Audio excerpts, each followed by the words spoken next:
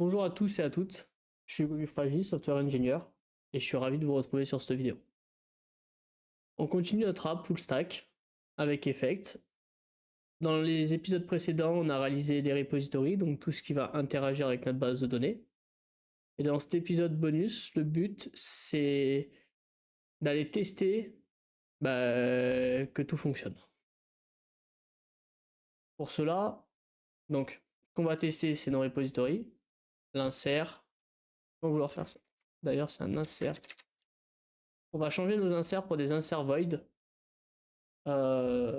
Parce que c'est la bonne manière de faire, je dirais. Étant donné qu'on passe l'ID, on génère l'ID, c'est le backend qui génère l'ID, du coup on va pouvoir faire un get by ID sur notre objet si on veut le lire, ce qui permet de respecter certains concepts liés au CQRS, ou en tout cas de dissocier les modèles d'écriture et les modèles de lecture.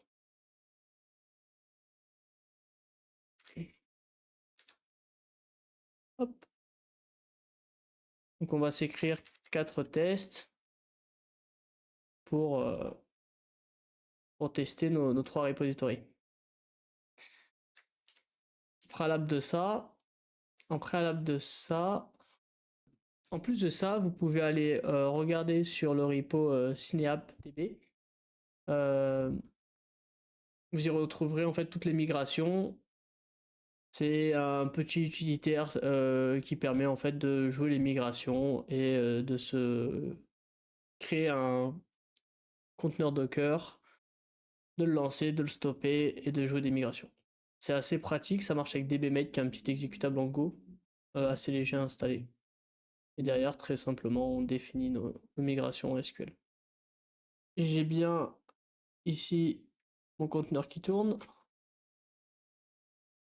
Donc j'ai bien une DB qui fonctionne. Je pense qu'on va pouvoir commencer par le Movie API. Je pense qu'on en fera 2 sur les 3 ou 1 sur les 3.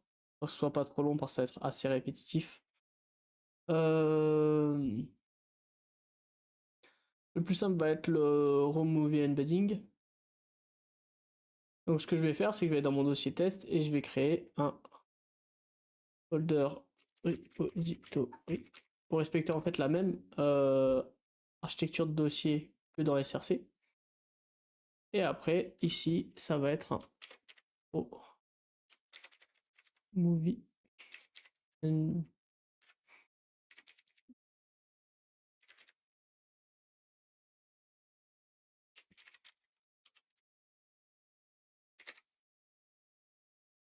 On peut le supprimer. Tac, tac, tac.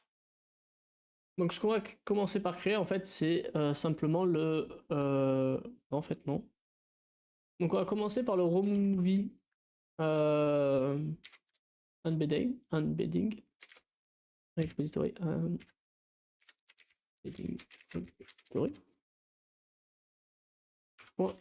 Test. Tac. Ok.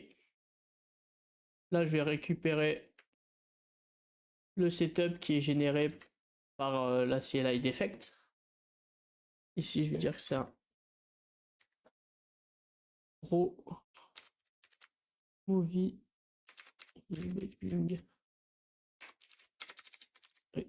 Repository. Et le premier test qu'on va faire, c'est un create. On va pouvoir faire un pnpm test.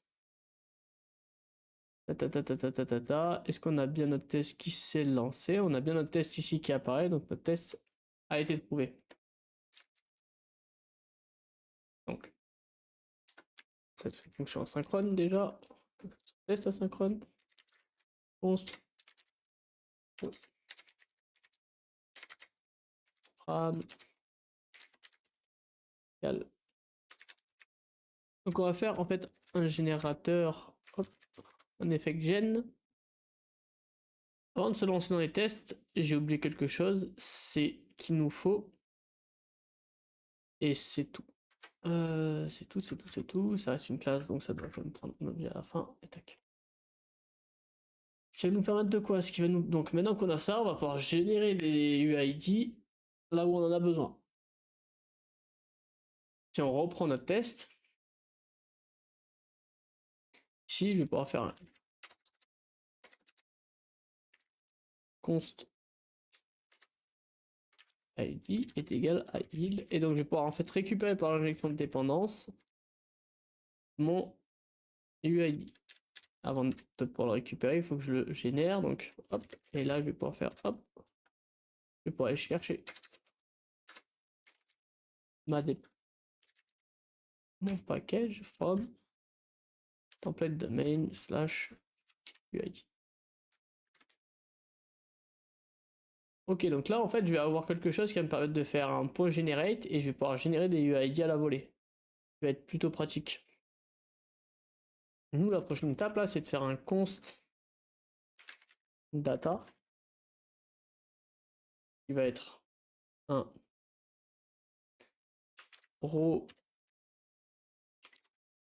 movie ending modèle.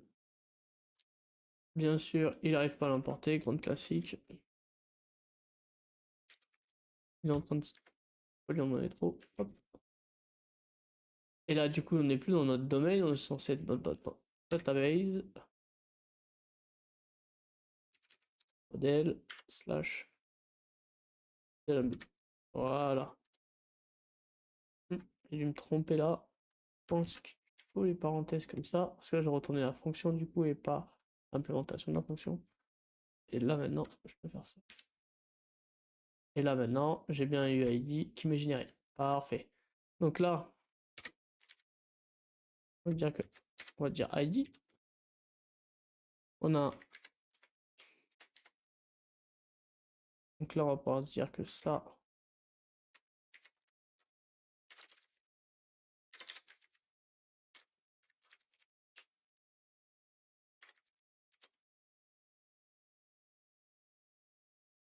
Je vais aller chercher dans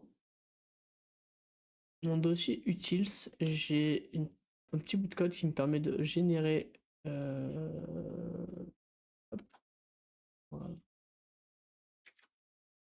Un arrêt de vecteur.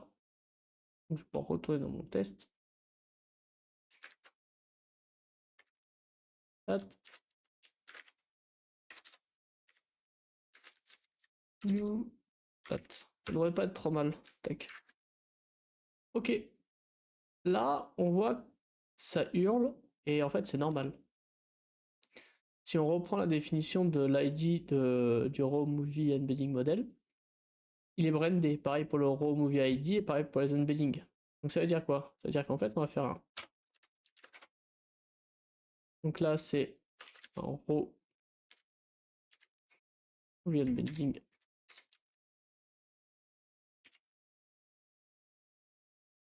Hop, on va faire tous les imports correctement et on les corrigera après. Du coup, là, on va faire la même chose. Le type qu'on veut, c'est Raw Movie API avec un R majuscule.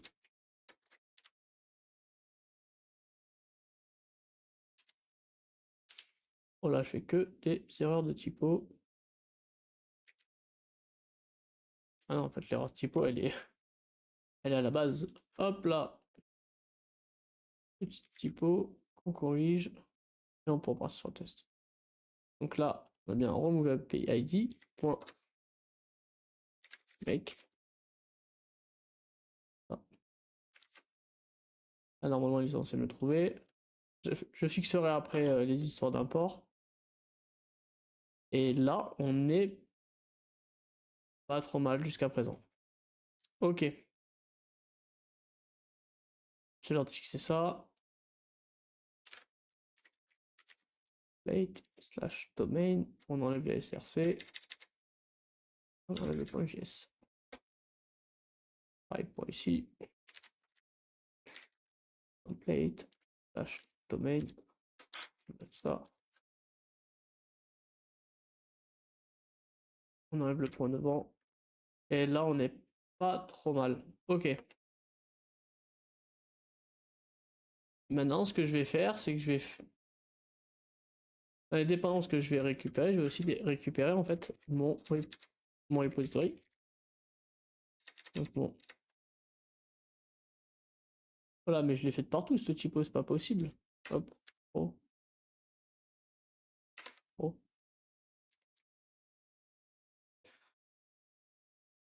Oh. Oh, oui.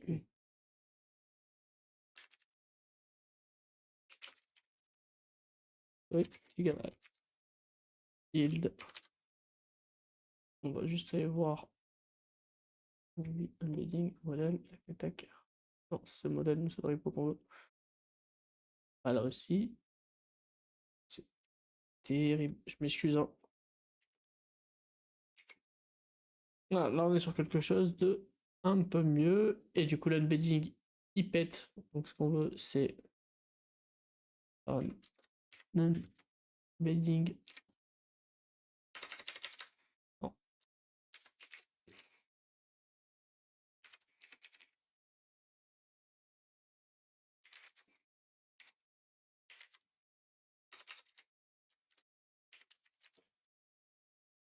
Mec. Passe ma souris là. Ok, donc là on a récupéré, ici on récupère notre repository, donc ce qu'on va faire c'est faire un return de. Donc ce que je vais faire moi c'est en fait, je vais retrouver deux choses, je vais faire const create, faire la create, donc qu'est-ce qu'on va faire? Faire row, repository, point, insert, et là on lui passe data. Une fois qu'on a fait ça, je peux faire. Là, ça va tester les deux en même temps, c'est pas optimal, mais ça fera l'affaire pour cette fois-ci.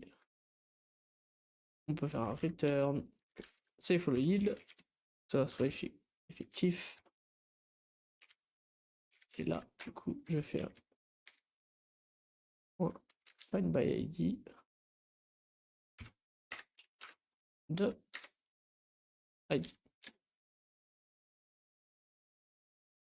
ID ira toujours parce que le find by ID prend un branding type office. Et là, on est bon. Donc ça, en fait, tous les tests unitaires qu'on va faire avec Effect, enfin, du moins, moi, je l'ai fait de cette manière-là. J'ai toujours, en fait, une partie programme où je setup tout mon test, une partie exécution où je vais donner les, comment ça s'appelle, les dépendances. Donc là, je vais lui donner le UID et le raw movie embedding repository. Et après, il y a une phase où je vais faire les accepts. Donc là, ce que je vais faire, c'est un on se résulte.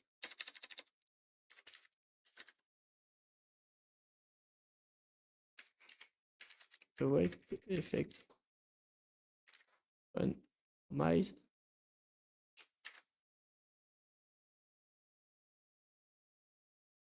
Et là, je lui passe donc mon programme auquel je vais pas IP les dependencies.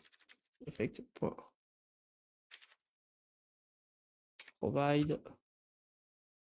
Et donc là, on a UID.default qui peut venir une virgule. Et là, on va prendre le repo.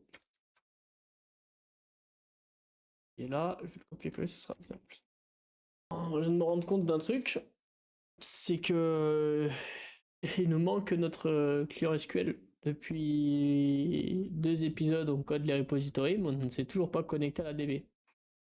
Bonjour, c'est Hugo du futur. Juste pour vous dire que j'ai sorti une vidéo qui est un bonus de la vidéo bonus que vous êtes en train de regarder et qui est en fait tout le setupage du client SQL avec Effect et Effect SQL. Vous pouvez la retrouver dans la partie description. Donc voilà, n'hésitez pas à aller la voir. Le but c'était de faire 2 petites vidéos et pas une grosse vidéo avec en plein milieu une partie setup du client SQL. À bientôt. Ok, maintenant on a un client SQL qui est prêt à être fonctionnel, qui va récupérer depuis dans le .env de quoi se connecter. Et la prochaine étape, on va pouvoir l'injecter dans nos tests. Et du coup, là, ce qu'il faut provide pour que ça fonctionne, c'est tout ça pour toi, pour pouvoir provide mon pg.live. Il va falloir que j'importe, hop. Et pour ça, il faut que je génère les imports.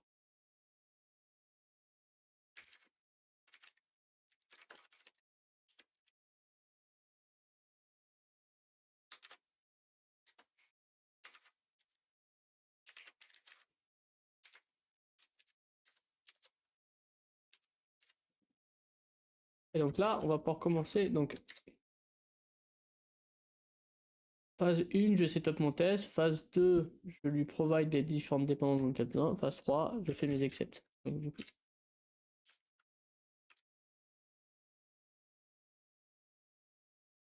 hop, tac.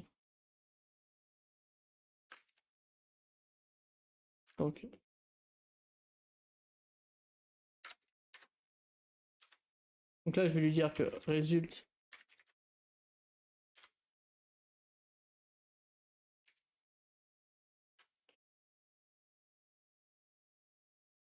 Ici, je vais recevoir une option, donc je vais pouvoir dire que result.tag to be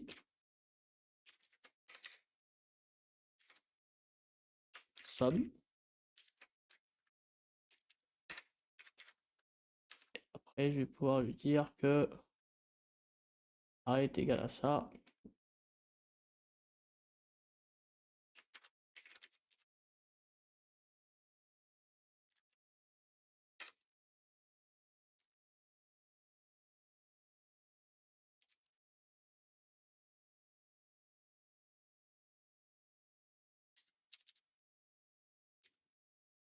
Tac, tac, tac.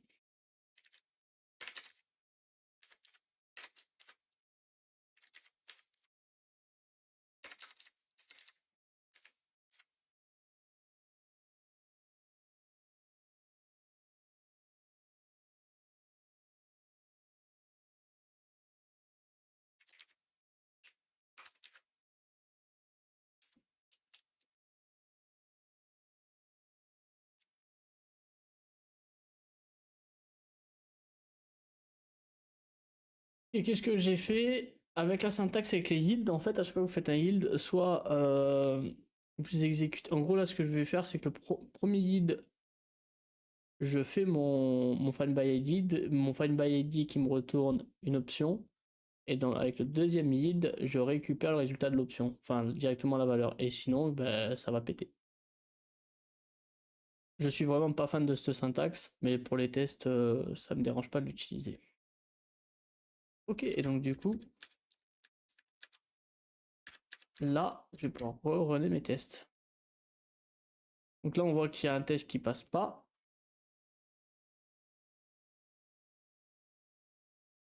Et on va pouvoir, donc bon, des erreurs dans mes imports, je pense qu'on peut faire un. On peut les importer de la manière suivante, je sais pas pourquoi. C'est aussi capricieux, mais c'est pas grave. Hop. Non, voilà, après une éclipse depuis une semaine. J'ai pas eu le temps de bosser sur les vidéos. Par contre, je viens de fixer ce que je voulais. On s'est quitté, les tests fonctionnaient pas. Après avoir regardé, euh, avoir un peu cherché, j'ai trouvé ce que c'était. C'était l'URL de ma DB. Là, je suis sur Omarchy, qui est une distro Linux, et j'ai un Mac à côté où je testais. Bref, les URL étaient différentes. Du coup, sur le Mac, ça marchait, mais pas sur ma tour. Maintenant, c'est le cas. Tout ça pour dire quoi? Que du coup, bah, c'est assez simple d'écrire des tests. Enfin, les tests unitaires là sont pas très compliqués parce qu'ils sont sur des objets simples, on va dire sans logique. Et ça nous permet aussi de voir en fait que notre code fonctionne, ce qui est plutôt pas mal. Si je fais un npm run test, Là on voit bien, donc ici j'ai affiché pour vérifier que j'avais bien comment ça s'appelle des flottes. Donc j'ai bien des flottes qui s'affichent pour mon vecteur. Et du coup voilà, donc là j'ai écrit dans ma comment ça s'appelle dans ma DB et j'ai lu avec mon ID. Du coup en fait c'est assez simple d'écrire des tests. Nos objets, enfin nos tables, elles sont pas interconnectées, donc du coup on peut facilement en fait créer des tests pour vérifier.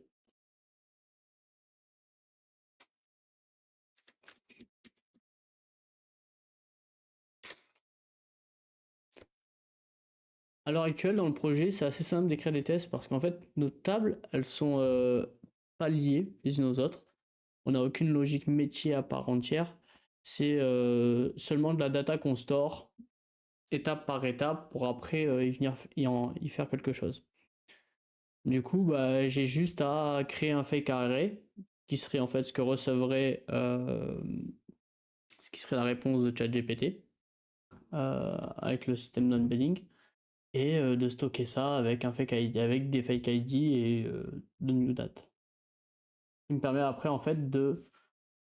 Donc première partie du test, c'est mon programme, c'est ce que je veux tester. Donc je génère mes deux ID, je récupère par l'injection de dépendance donc mon UID et mon repository. Je génère mes ID, je crée en fait ce que je vais insérer avec mon arrêt généré juste au-dessus. Je l'insère et après je viens faire un find by ID pour récupérer ce que j'ai inséré. Qui me permet du coup de vérifier en un test mes deux fonctions. Et là j'ai bien un accept de mon résultat. Si je vais sur embedding et je lui dis qu'il doit avoir une taille de 1536. J'ai créé un deuxième test pour le remover API qui stockera en fait ce que l'API va nous redonner.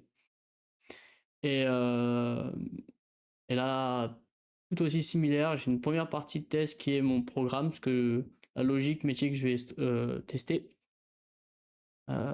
Qui s'arrête jusque là, pardon. Hop, tout ça. Ici, je donne les différentes dépendances et je joue mon test. Et après, je fais mes inserts pour vérifier. Je fais mes accepts pour vérifier que tout est bon. Là, pareil, c'est assez simple parce que du coup, bah, la data, elle est pas liée et ça nous permet juste de vérifier assez rapidement que bah, notre requête SQL, elle fait bien ce qu'elle veut. Enfin, ce qu'on veut, plutôt. Donc là, on est sur le removie repository. Le but, c'était de faire un test pareil pour tester écriture-lecture. Ça reste très facile à faire.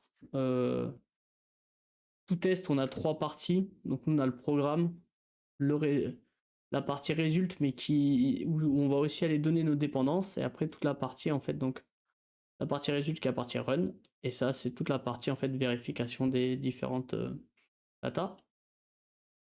Et en fait, si on le décortique un peu, on récupère l'ID, on récupère le repo, on génère un fake ID, on met de la fake data partout, et à la toute fin,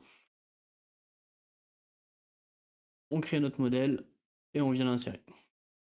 À ça, on fait un find by ID, et après on vérifie bah, que le nom, le primary title c'est bien Avatar, que les genres sont bien action fantasy, et science-fiction. Et du coup, voilà. Pour pour cet épisode, c'est tout pour moi. Ce ce petit rattrapage, on va dire, de vidéo clôt cet épisode bonus sur les tests. Prochain épisode, on commence à câbler notre logique et on va créer nos premiers workflows. On va pas encore les câbler avec Effect, mais on aura nos premiers workflows de fait. Si t'as aimé, n'hésite pas à liker, à t'abonner et on se retrouve dans la prochaine vidéo. À bientôt.